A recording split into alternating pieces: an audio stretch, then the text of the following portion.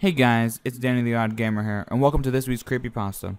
Today will be Nightmare Fuel. Can you survive? I hope you guys enjoy this Creepypasta, and let's see if we can indeed survive. I've always had a fascination with dreams. What they are, how they happen, what people see, etc. Needless to say, I've done some research on dreaming. Dreams are always captured my interest, but the thing I've always liked more are nightmares. I don't know why, but I love them, even when they happen to me. When I attempt to lucid dream, I always use the wild method, wake-induced lucid dreaming, just because I can get a chance at sleep paralysis. It's crazy, right? The only thing I like more than dreams and nightmares would have to be video games, especially, as you can imagine, horror games. A few months ago, I was searching on the internet for horror games I had not yet played. I went on forums, and all the people that I asked all referenced games either I had played or that were well known for carrying many viruses. Everyone except for one person, whose username was HauntingsDon'tExist01. When I asked inside the forum who he was the last to respond.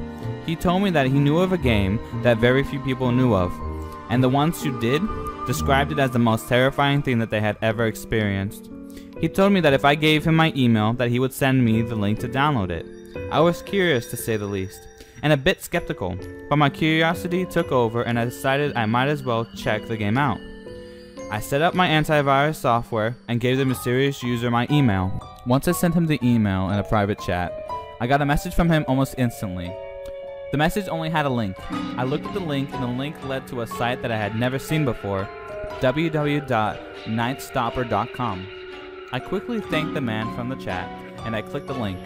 The site seemed to be some type of torture porn site. I was incredibly weirded out and a bit surprised, but I didn't really care about this computer that much. It was pretty old and crappy. And anyways, I had already set up my antivirus, so eventually the screen loaded to a page that said, "Download NFCYS now," in white text at the top and a button under it. I was again not sure with the idea of this, but I sucked in my gut and clicked on the button. Once I did, my computer immediately shut down. I scrambled to the power button and turned on the computer. When I turned it on, the screen just went into advertisements. I hadn't even got to the startup menu yet, and the game was already loading. I had no idea what the game was until the title screen showed up. The game must have been the one that I just downloaded, and I had no recollection of getting a game like that. The start screen came up and I pressed the enter key, starting the game. First, to play this you must have a stable mind, with no huge tragedies in recent memory. If you do, it is advised that you don't start the game. Second, it is advised that you should have had some experience with lucid dreaming, or at least know how to have one. 3. It is advised that you only play if you have no physical injuries. 4. It is advised that you don't play if you are on any psychedelic drugs or medication. 5. It is advertised that you don't play if you have any illnesses, physical or mental. 6. Although this may sound crazy, you must set an alarm for exactly 3 AM with a song you recognize. 7. Wait for the game to begin. Press enter once you have completely read the instructions and precautions. After I set up my alarm clock, I pressed enter and I got ready to play. Once I hit enter, the screen went black. I waited 20 whole minutes for something to happen, but nothing ever did. I thought of it as a waste of time anyways, and I shut off my computer. That night, as I was trying to go to sleep, the game popped up into my head again, or at least the name of it. The name sounded like a perfect name for a game I would like, but of course, it had not to work. I felt incredibly let down, but eventually got over it and went to sleep. When I awoke, I was terrified. I was in a room of pitch blackness. I instantly looked down at my fingers for a reality check and counted my fingers. 7 fingers, thus meaning that I was dreaming. As I finished counting, white words appeared on a wall in front of me. If you haven't noticed it, you are dreaming. The point of the game is to survive the nightmare. The game ends at 3 AM sharp. How will you wake up? Remember the alarm clock? Well, I hope to God that you set it up for 3 AM with a memorable song. If not, well, you're pretty much stuck here. Fun, right? Well, anyways, you can die one of 2 ways. Of a frightened reality which caused by not avoiding the terrorists scattered about, or you can die by being killed in the game. Only the strong and brave survive, and you were probably deemed as one of them by the person who gave you the game.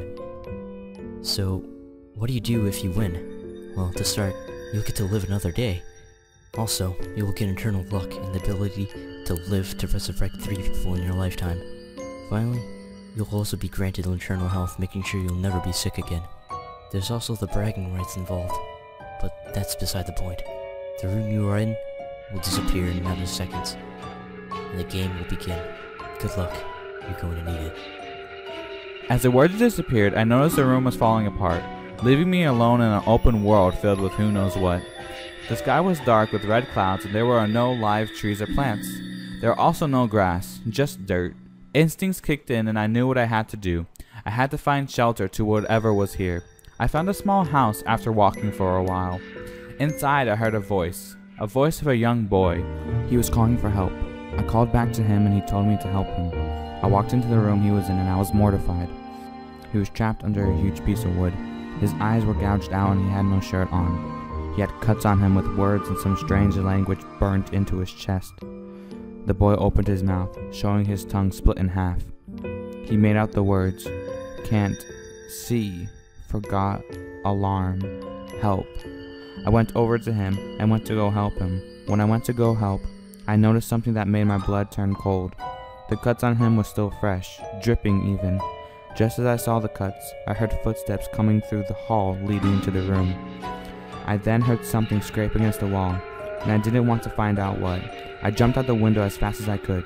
The boy must have been a part of my subconscious. There's no way that the creator of this could have left people actually stranded in this world, I thought to myself.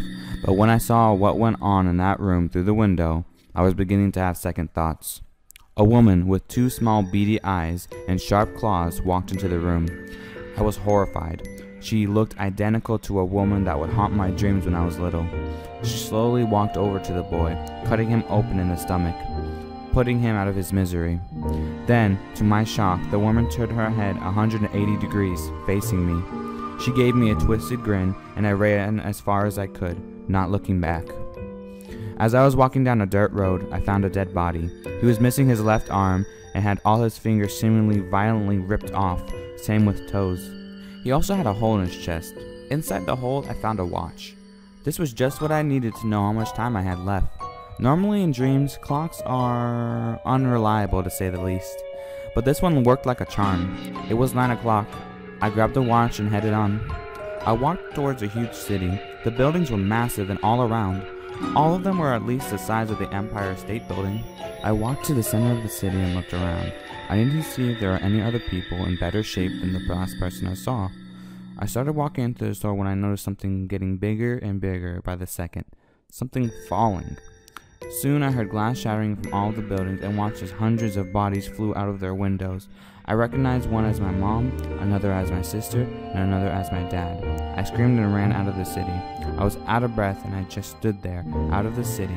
I watched as all the buildings collapsed. I ran as far as possible. I noticed that the bodies that fell out of the buildings began to get up. Then their mangled bodies sprinted over to me, tracking me down. They were superhumanly fast. I would have been killed in a matter of minutes if I didn't hide. There was a cave in front of me. I knew what I had to do. I walked into the cave and ran. The bodies were nowhere in sight. I kept on running anyways. The cave got narrower, so I got on my hands and feet. I looked at my watch. 11 p.m. I kept on crawling and crawling. I went on and then stopped. I couldn't move forward anymore. I then turned around to go back, but I couldn't. I looked behind me and saw a strange figure. A long, tall creature and featureless. It kind of reminded me of Slender, except this had human skin stapled to it. The creature also had a huge claws and nothing on its face other than rows of teeth. I squirmed and squirmed, but I was stuck. The creature climbed over to me and slowly began cutting into my leg. I let out a cry of agony with every cut the thing put into me. Eventually, I was able to kick the thing in the face and squirm away. I crawled out of the cave with a bum leg, hoping to God that I could walk it off. I saw that I couldn't when I got out of the cave. I dragged my way over to a small pond and stuck my leg in. Surprisingly, my leg was healed as I put it in. I stood up, and I felt a small amount of pain. I stuck my leg in again to get rid of it. But then the pond turned into a bubbling green pool. My leg started burning when I took it out, and I realized that I had burnt most of the skin off my leg. I got up on both feet. I was able to walk on my foot. I noticed that mutant creatures began rising out of the water. I ran, each step making me wince with pain. I looked down on my watch, 1 a.m. I was so close to beating this. I ran and ran. I just flat out ran for the longest time, ignoring the horrifying creatures that were lurking in the distance. Eventually I reached a dead end, a huge brick wall. I sat up against it and cried. When I looked up, I noticed I was being surrounded by the mutants from the pond. They walked over to me and began scratching at me. One ripped my index finger clean off, just as the other one was about to slit my throat. They all stopped. I stood up, bleeding badly and in pain. The creature just dropped to the ground, dead. I heard the faint sound of my favorite song in the distance. I looked at my watch. 3 a.m. I had done it. I closed my eyes and waited to wake up, but nothing happened. I sat down in horror as the watch showed the time, 3:01. The mutants got up from the ground, and I bolted away as fast as I could. Once I was sure I had escaped them, I realized what happened. I had died in my sleep of fright, and I was going to be there for a long time.